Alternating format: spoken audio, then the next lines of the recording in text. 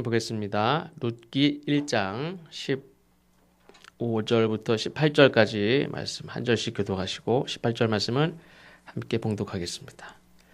룻기 1장 15절부터 18절입니다. 나오미가 또 이르되 보라 내 동서는 그의 백성과 그의 신들에게로 돌아가나니 너도 너의 동서를 따라 돌아가라 하니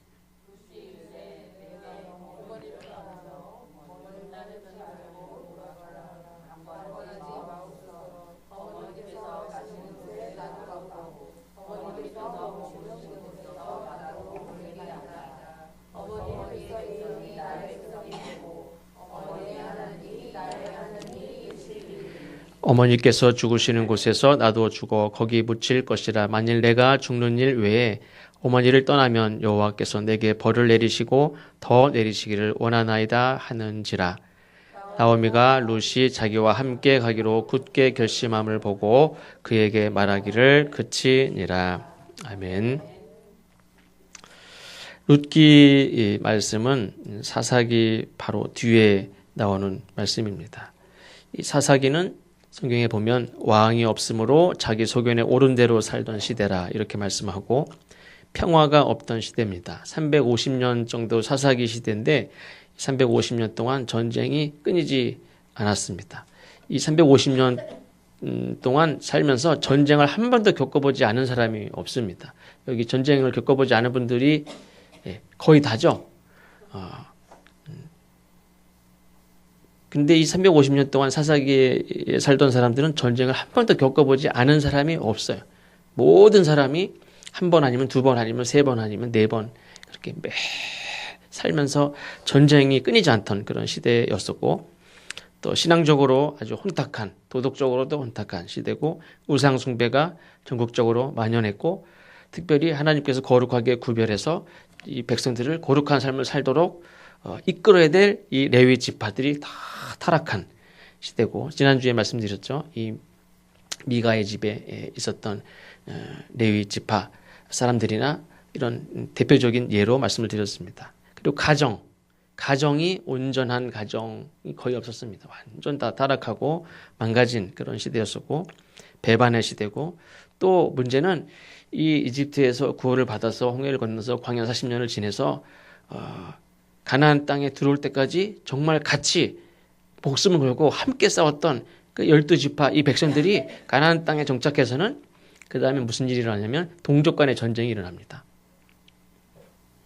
그 동족 간의 전쟁이 이방인들과 싸움보다 너무너무 잔인하고 너무너무 어떻게 같은 이집트에서 나올 때 광야 생활을 같이 물을 마시고 같이 홍해를 건넜던 같이 이렇게 가나안 땅을 이렇게 지도로 그림을 나눠서 분배해서 내 땅을 차지했지만 다른 사람 땅도 같이 목숨을 걸고 끝까지 같이 싸웠거든요. 그렇게 했던 사람들이 나중에는 같은 동족끼리 싸우기 시작합니다.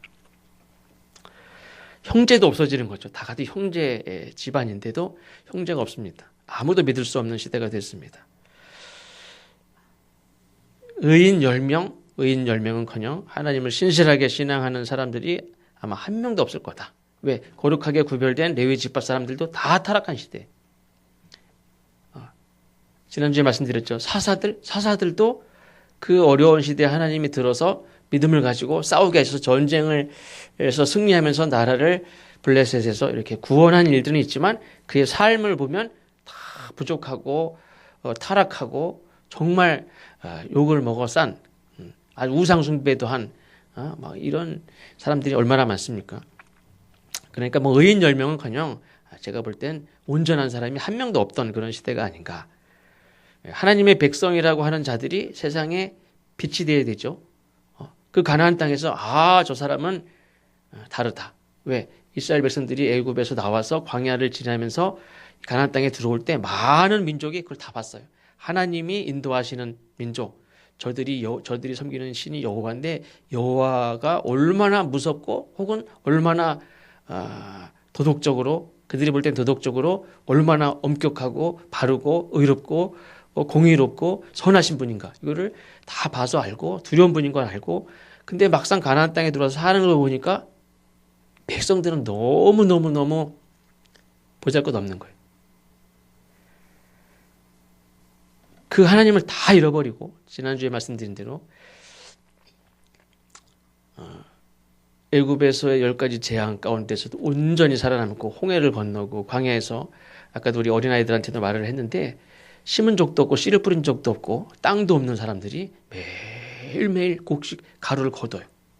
매일매일 빵을 해 먹어요. 이 다른 나라 사람들 볼 때는 저 광야의 사막에서 돌아다니는 200만 명의 사람들이 매일매일 빵을 해 먹어요. 저 곡식 가루가 도대체 어디서 났을까? 굉장히 놀라운 일이죠. 양 떼는 물론 갈 때 데리고 다녔지만 200만 명의 사람들이 그거 잡아먹기 시작하면 한이 없어요. 근데 자기는 그거 잡아먹지도 않고 매일매일 고기를 먹고 살았어요. 그러한 놀라운 일들을 경험한 사람들이 가나안 땅에 살면서 자녀들한테 그 전에 엄마 아빠가 할머니 할아버지가 이 가나안 땅에 정착하러 들어올 때 얼마나 놀라운 일들이 있었는지 자녀들한테 한마디도 안 했어요. 사사기에 보면 이 가나안 땅에 살던 2세대, 3세대 이 사람들이 하나님이 자기 백성들에게 행한 일들을 전혀 몰랐어요. 그건 뭐냐면 부모가 하나도 얘기 안 해준 거예요. 예수님이 성만찬을 통해서 기념하라. 주님께서 하신 일들을 기념하라. 기억하라. 계속 말씀하시듯이 이 구약은 어떻게 보면 더하죠. 기록하고 뭐 손에도 메고 문지방에도 붙이고 그래서 하나님이 행하신 일들을 가르치고 기억하게 하고 기념하게 하고 그런 모든 그런 절기를 통해서도 기념하게 하고 했는데 초막절이든 유월절이든 이런 걸 다 지켰으면은 하나님이 어떻게 애굽에서 구원하셨는지 홍해를 건넜는지 다 안단 말이에요. 근데 백성들이 이 3세대 이 가나안 땅에 살던 사람들이 하나님이 행하신 일들을 전혀 모른다는 건 하나님 모른다는 건 전혀 절기도 안 지켰다는 거예요. 예배도 하지 못한 것 같은데 안 드렸고 그 옛날에 있었던 일들을 얘기도 안 했다는 거예요. 지금 세인은 군대 이제 8월 달에 가는데 18개월 가요. 근데 그 전에 사람들은 뭐 24개월, 30개월 갔던 사람도 있고 그렇게 2년, 3년만 갔다 와도 평생 군대 얘기하죠. 아우 지겨워. 그만 좀 얘기해. 그래도 아마 계속 얘기할걸요. 왜? 나는 너무너무 실감이 나고 그때 얘기를 100번 얘기해도 또 막 너무너무 그 실감 나요. 근데 40년 동안 홍해를 건너고 그 애굽에 재앙 내리는 데서도 살아남고 그곳에서 매일매일 곡식도 심지도 않고 거기서 곡식을 매일 곡식 가루를 걷어서 매일매일 빵을 먹고 했던 경험을 하나도 얘기를 안 한 거예요. 왜? 가나안 땅에서 땅 차지하고 그 사느라고 그리고 우상 숭배하느라고. 그러니까 그 사사기 시대에는 하나님을 정말 잘 믿는 신앙을 가지고 사는 사람들이 내가 볼 때는 한 명도 없을 것 같은 그런 시대. 하나님의 백성이라고 하는 사람들도 전혀 빛을 비추지 못하고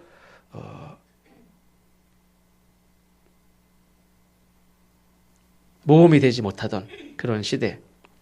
근데 그 와중에 하나님을 믿게 된 이방 여인이 있어요. 그것도 기적이죠.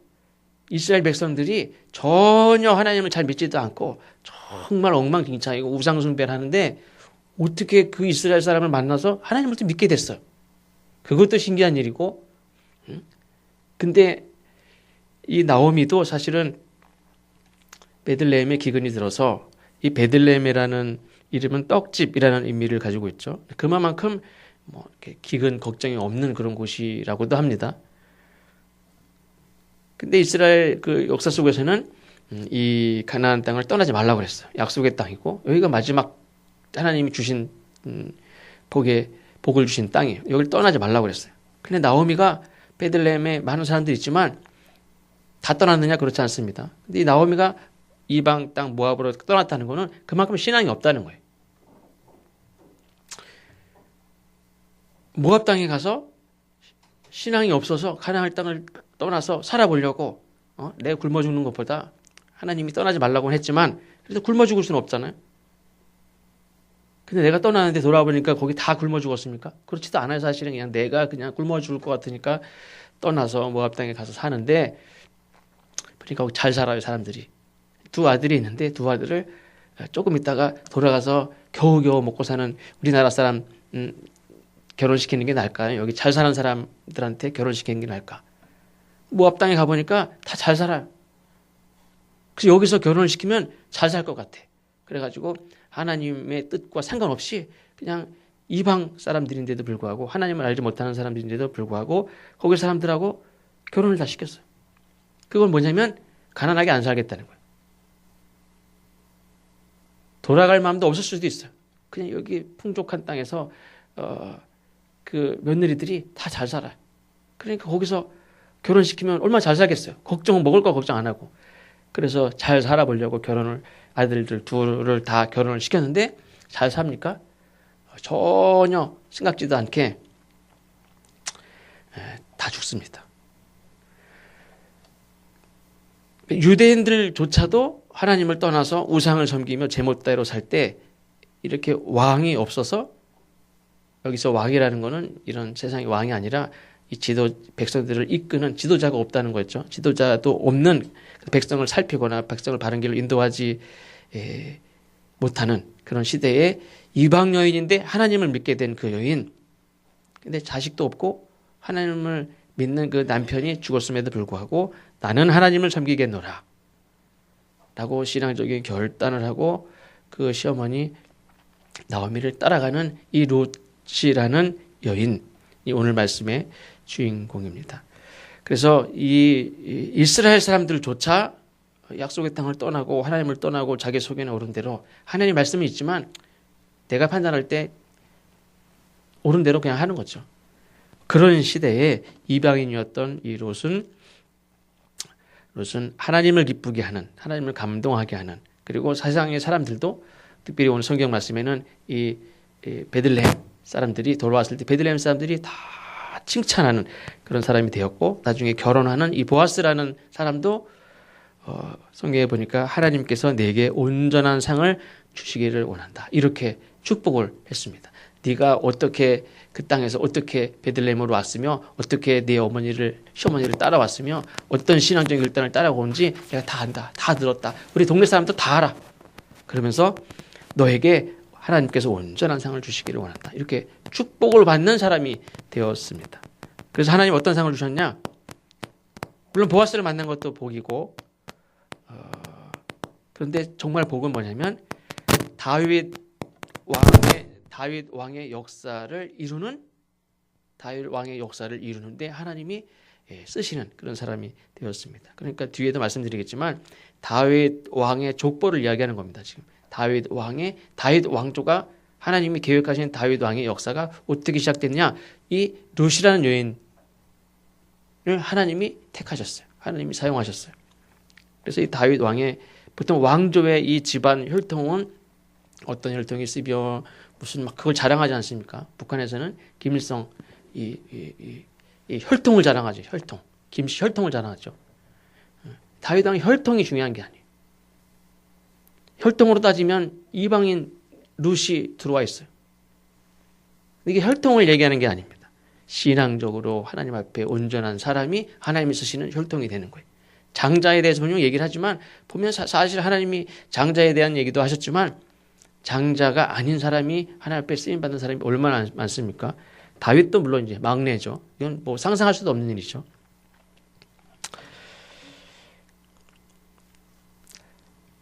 다시 앞으로 돌아가면 이 나오미가 베들레헴에 살았는데 베들레헴에 기근이 들고 베들레헴에서 이 나오미 가정이 모압으로 기근을 피해서 갔습니다. 두 아들을 결혼시켰고, 그러니까 잠깐 기근을 피해 온 게 아니라 살다 보니까 거기서 살만한 땅이고 거기서 결혼을 시키면 잘 살 것이다 라고 생각을 했고, 율법적으로는 안 되는 일인데 지금 어떤 시대입니까?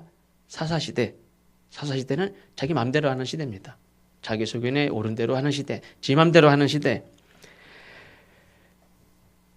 두 아들을 결혼시켰고, 물론 안 되지만 결혼시켰고 잘 살기를 바랬습니다. 그런데 사람의 뜻대로 다 되느냐? 그렇지 않죠.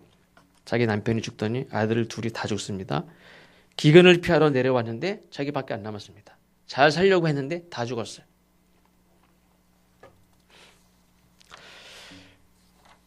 베들레헴에 기근이 막 시작되고 먹고 살 게 없었을 때 나오미가 다른 데로 가자고 했는지 뭐 남편이 가자고 했는지 모르지만 어쨌든 모압에 와서 아들을 다 잃고 남편도 잃고 아무것도 없습니다. 그때 이제 나오미가 돌아갈 생각을 하는데 자식을 낳지 않았으니까 이 며느리는 다 돌려보내고 이제 룻이 돌아가려고 하는데 나오미가 돌아가려고 하는데 이 룻이 돌아가지 않고 이 나오미와 함께 살겠다. 가난하고 또 다른 아들도 없는 이 할머니 과부와 함께 살겠다고 이야기합니다. 일단 나오미하고 룻은 일단 그 서로 어울리지 않죠. 제가 볼 땐 어울리지 않아 보입니다. 일단 룻은 젊고 나오미는 할머니. 같이 산다는 게 쉽지 않습니다. 룻은 이방 모압 여인이고 나오미는 이스라엘 여인입니다. 그리고 나오미가 모압 땅에서 사는 것도 어렵겠지만 이제 베들레헴에 가면 그곳에서 사는 것도 그것도 쉬운 일이 아니죠. 나오미는 이스라엘 여인으로 내 동네에서 사는 거지만 모압 여인은 며느리로 이방 땅에 와서 사는 게 쉽지 않습니다. 그것도 과부로 이방 여인으로 남편도 없이 자식도 없이 사는 게 쉽지 않습니다. 룻은 모압 그노스 신을 섬기던 여인이고 나오미는 하나님을 잘 믿든 안 믿든 하나님을 섬기는 여인입니다. 룻은 며느리고 나오미는 시어머니입니다. 누가 그러대요? 그 나오미가 이 룻을 딸같이 여겨서 잘 살았다고. 근데 딸같이 여겨봤자 그건 자기 생각이고 전혀 딸이 아니라고. 그리고 아들도 내 아들이라고 생각해봤자 소용없다라고. 저 여자 아들 남편이지 내 아들이다 이 생각을 버려야 된대요. 그런데 이 룻과 나오미가 둘도 없는 짝꿍이 됩니다. 룻은 남편을 잃은 사람이고 나오미는 남편도 잃고 두 아들까지 잃은 사람입니다. 그래서 혹시 이 동병상련의 그런 마음으로 서로 위로하고 불쌍히 여기는 마음으로 살지 않았나 이렇게 생각할 수도 있지만 서로 뭐 돕는다는 마음으로 산 것이 아닌가 생각할 수도 있지만 그건 나오미 입장에서 이렇게 보면 그렇지만 사실 룻의 친구들이나 가족이 볼 땐 이건 말도 안 되는 거죠. 왜 거길 따라갑니까? 미쳤지. 거기 왜 따라갑니까? 근데 그 신앙 고백을 보면 이게 단지 효성이 지극해서 따라간 게 아니다 하는 거를 알 수가 있습니다. 물론 이제 어머니를 따라간 거죠. 한 번 어머니는 나의 평생 어머니입니다. 사실 어머니도 아니죠. 시어머니지 내 어머니입니까? 아니지. 어머니라 부르는 건 내 남편의 어머니니까 어머니라 부르는 거지. 진짜 내 어머니입니까? 아니지. 근데 남편이 죽었는데도 불구하고 어머니 이거는 정말 어머니로 여긴 것이 아닌가 생각을 하면서 둘째로 보면 어머니의 백성이 내 백성입니다. 어머니를 따라간 것도 있고 하나는 어머니의 백성이 내 백성이다. 나는 모압 백성이 이제는 아니고 나는 이스라엘 백성입니다. 나는 뭐라고 그래도 나는 이스라엘 백성 당신의 아들과 결혼해서 나는 이제 이스라엘 백성입니다. 나를 돌려보내지 마십시오. 셋째는 어머니 하나님이 나의 하나님입니다. 어머니만 나의 어머니고 신은 내가 믿던 신을 섬기겠습니다. 서로 종교의 자유는 있어야지. 서로 사생활은 내가 어머니 모시고 잘 살 테니까 사생활은 간섭하지 맙시다. 종교의 자유는 있어야 됩니다. 그래야 우리가 고부간에 잘 살지 그것까지 보장을 안 하면 못 삽니다. 이게 아니라 어머니를 따라간다는 것은 이 룻에게 있어서는 나도 하나님을 믿는다. 믿고 살겠습니다. 이런 겁니다. 이 결혼은 관계다 하는 것을 보여준다 하는 생각도 듭니다. 결혼을 했는데 자식도 없고 남편도 죽었으면 헤어지면 끝이지 뭐 남남이지 아무 관계도 없죠. 그렇게 생각할 수 있는데 룻은 결혼을 통해서 이룬 가정은 남편과의 관계만 관계고 나머지는 관계가 아무 관계도 없느냐 상관이 없느냐 그렇지 않습니다. 그러니까 룻은 어떻게 보면 스스로 시어머니와의 관계를 이참에 딱 끊을 수 있는 기회라고도 볼 수 있죠. 시어머니가 돌아가래. 너 자식도 없고 젊으니까 돌아가라. 시어머니 쿨하시네. 고맙습니다. 잘 사세요. 갈 수도 있어요. 근데 그 기회를 탁 끊어내 버릴 수 있는 그런 기회를 삼지 않고 나오미의 말대로 자식도 없으니까 뭐 다시 모압으로 돌아가서 새 출발할 수도 있지만 이 룻은 결혼을 통해서 이룬 가정, 남편과의 관계도 물론 있지만 남편은 죽었지만 시어머니와의 관계 이거를 끊어버릴 수도 있습니다. 얼마든지. 그거 누가 뭐라고 그럴 사람도 없어요. 그러나 그거를 붙듭니다. 시어머니와의 관계를 딱 붙들어요. 아까 말씀드린 대로 나도 불쌍하지만 나도 불행한 사람이지만 저 노인네는 정말 불쌍하다. 저 노인네 나 없으면 어떻게 사나 이런 불쌍한 마음으로 이렇게 한 게 아니고 어떻게 보면 조금 부정적인 생각을 갖거나 내 팔자가 더러운 팔자구나. 우리나라 옛날 그 전통적으로 생각하면 오히려 시어머니가 이 며느리들을 막 이렇게 나쁘게 얘기할 저주할 수도 있어요. 옛날에는 며느리가 들어왔는데 남편이 맨날 아프고 다 죽어요. 죽으면 뭐라 그러죠? 저 며느리가 우리 아들 잡아먹었다고 그랬어요. 귀신이 악한 것이 우리 들어와서 그것도 자식도 들고 시아버지까지 남편까지 다 죽었으니까 분명히 내가 모압 땅으로 이사 온 것도 하나님이 심판하셨다고 생각할 수도 있고 잘못됐다고 할 수도 있지만 저 며느리들이 내 아들 다 잡아먹었다. 내 남편까지 죽었다. 이렇게 생각할 수도 있어요. 그렇게 충분히 생각할 수 있는데 이참에 헤어지는 게 더 낫지. 그리고 그냥 살다가 맨날 싸우면 어떡해요. 그렇게 여러 가지 생각할 수도 있는데 롯은 그 시어머니와의 관계를 딱 붙잡는데 그냥 시어머니와 그 며느리와의 관계로 붙잡은 게 아니다. 신앙으로 당신의 백성이 내 백성이고 당신의 하나님이 내 하나님이고 그러니까 단지 그냥 며느리와 시어머니 관계로 그런 인간 관계로 그걸 붙잡은 게 아니라 하나님이 맺어주신 그런 관계 부부만이 아니라 가족으로 맺어주신 그런 하나님이 맺어주신 관계 하나님이 주신 은혜라고 믿고 그걸 붙잡습니다. 그래서 물론 이제 어머니와의 관계에서 딸과 같이 그렇게 효성스럽게도 살지만 무엇보다도 신앙으로 삽니다. 신앙으로. 참다운 신앙으로 살아갈 때에 아까도 말씀드린 대로 베들레헴에 들어와서 베들레헴 모든 사람들이 칭찬하는 사람이 됐어요. 그 당시에 정말 신앙적으로 칭찬받는 사람이 있습니까? 없습니까? 한 명도 없어요. 이 베들레헴 사람들이 칭찬한다는 거는 나도 그렇게 못 살아요.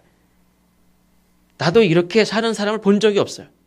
이렇게 효성스럽게 사는 것도 본 적도 없지만 하나님을 이렇게 지극히 하나님을 섬기는 믿음을 가진 사람들 본 적이 없어요. 우리가 유대인이지만 이 유대인들 중에서도 이런 사람이 없어요. 근데 어떻게 하나님을 잘 알지도 못하고 그거 뭐 신앙적인 배경에서 자란 사람도 아니고 그냥 이방 땅에서 그것도 하나님을 믿는다 하는 그 나오미하고 나오미의 집안에 들어왔는데 나오미가 신앙생활을 잘하는 사람입니까? 아니에요. 신앙생활을 잘 못하는 대표적인 사람이에요. 베들레헴을 떠나서 모압에 가서 거기서 모압 여인과 결혼했다는 거는 그냥 적당히 사는 자기 마음대로 살았던 사람이에요. 그럼에도 불구하고 하나님을 알게 됐는데 하나님을 잘 믿는 우리는 지금 수백 년째 하나님을 믿어오고 있는데도 잘 믿는 사람이 없어요. 지금. 근데 저 모압 여인인데 이 여인은 그 시어머니도 정말 믿음의 본이 될 만한 그런 신앙적인 모범이 될 만한 도전이 되고 시어머니 대단하십니다. 이런 사람이 아니에요. 그럼에도 불구하고 이 모압 여인은 하나님을 알게 됐을 때 하나님을 바로 믿고 정말 신앙을 가지고 이렇게 사니까 베들레헴에 들어왔을 때 베들레헴 모든 사람들이 칭찬하는 보아스와 마을 사람들이 이 사실을 다 알고 칭찬하는 시기할 수도 있죠.